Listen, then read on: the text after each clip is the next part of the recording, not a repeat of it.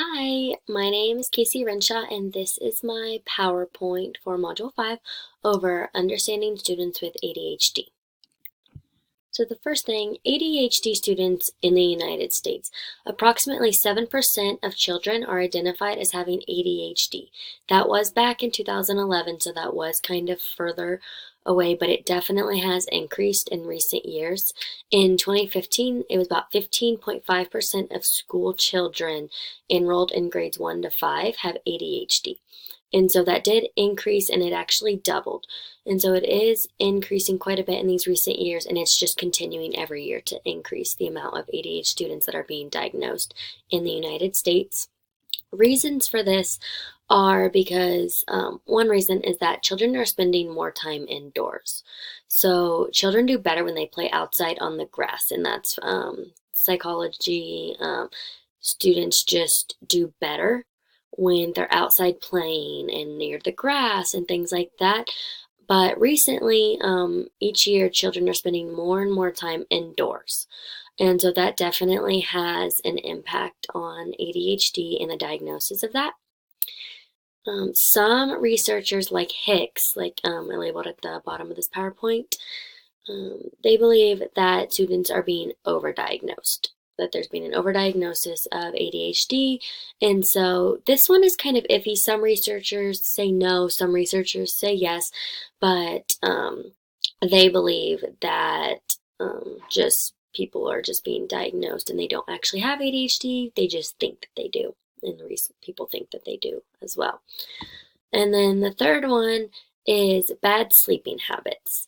So that kind of goes along with spending more time indoors, just not getting enough sleep as they should. And then the increase in digital devices, which really goes with children spending more and more time indoors. They are spending more time indoors on their electronics and not playing outside. And so the increase in digital devices is definitely a reason for the increase of ADHD. And then just genetics, 3/4 of students with ADHD have a relative that also has ADHD. And so that is kind of a big one. They're starting to see that more and more people are getting ADHD that have relatives and that are related to people that have ADHD as well. And so there are a lot of different behaviors of students with ADHD. I just have a few on here. But the characteristics range from impulsivity, hyperactivity, lack of focus, physical aggression.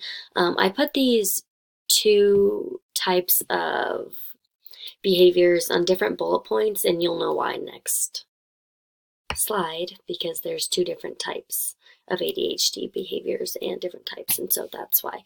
And then there's being withdrawn, anxiety, and inattentiveness. So really the students just kind of act out. They're very hyper, they don't want to pay attention because they're not able to focus very well, and they're just impulsive and kind of really excited, and it can lead to aggression. And so that's why that's a certain type of specific behaviors.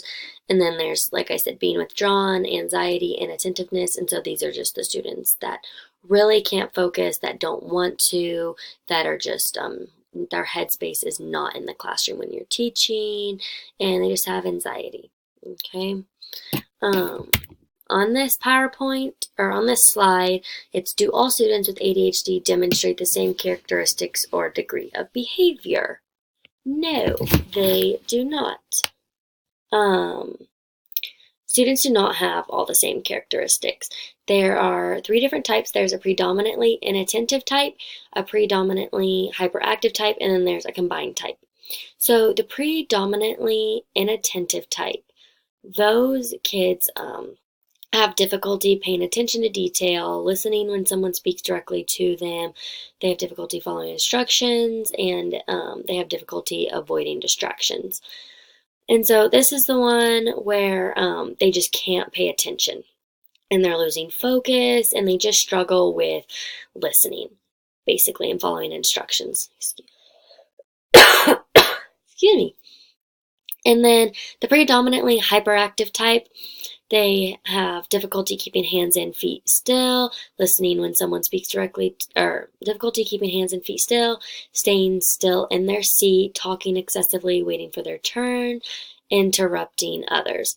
So the first one, the predominantly inattentive type, really just focuses on students that aren't able to pay attention and struggle with listening, whereas the predominantly hyperactive type, the students don't want to sit still. They're very active. They want to just kind of mess around and talk, and they don't like to wait, and they tend to interrupt the others. So they're more of the distractions, whereas the first type, the inattentive type, just have difficulty paying attention and kind of only distract themselves. And then the combined type is just a combination of both types. This is the most common type of ADHD, where you pull from both types and you have them there. So yes, all students demonstrate very different characteristics or degree of behavior, since there are 3 types. And even with these types, students still don't have every single one of those. What is the word I'm looking for? Symptoms. They don't have every single one of those symptoms. Some could just have difficulty paying attention to detail and listening, whereas they can avoid distraction pretty well. They just hate listening. So there's a wide range of characteristics for ADHD students, and not every student is the same. Like we know that in a regular classroom, every student is different, and all ADHD students are different as well. And then I also added on here that there's mild, moderate, and severe ADHD. And so those are 3 other ways that ADHD students are different. I found the Turnbull from the book. It showed the different, the 3 ADHDs, the mild, moderate, and severe. And on one of the I found that in 2016, they did a research over these 3 and the percentage of the students in the United States, and they found that 41.8% of students had mild ADHD, 43.7% had moderate ADHD, and then 14.5% had severe ADHD.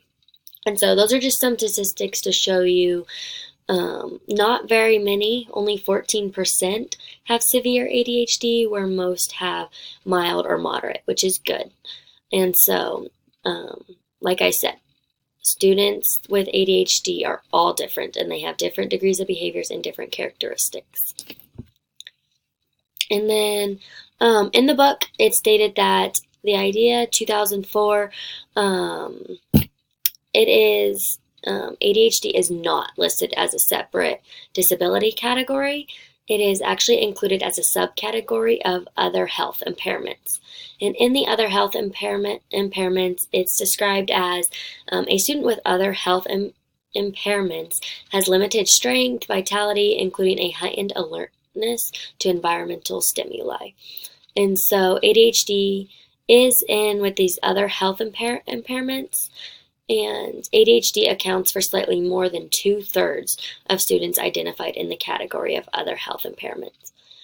And so most students considered in the other health impairments are ADHD students, and so it is a wide range in that subcategory. And then effective class-wide interventions. I found some of these in the book, like the errorless learning, but some of the other ones I found in the William and Mary Training and Technical Assistance Center from 2017.